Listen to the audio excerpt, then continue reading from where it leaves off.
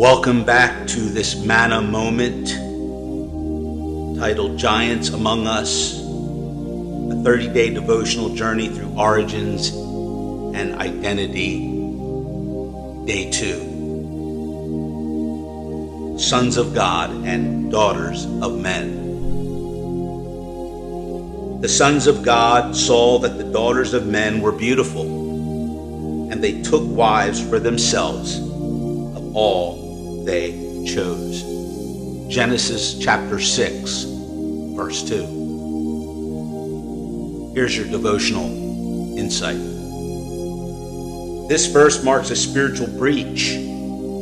The sons of God, divine beings, cross boundaries set by heaven. Their union with human women birthed the Nephilim, agents of chaos and violence. It's a sobering reminder that beauty without boundaries leads to destruction.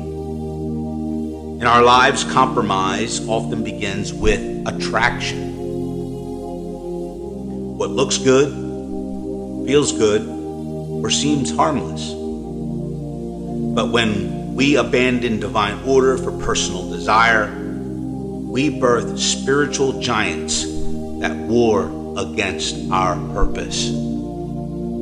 Here's a prayer prompt for you. Lord, help me discern between divine assignment and fleshly attraction.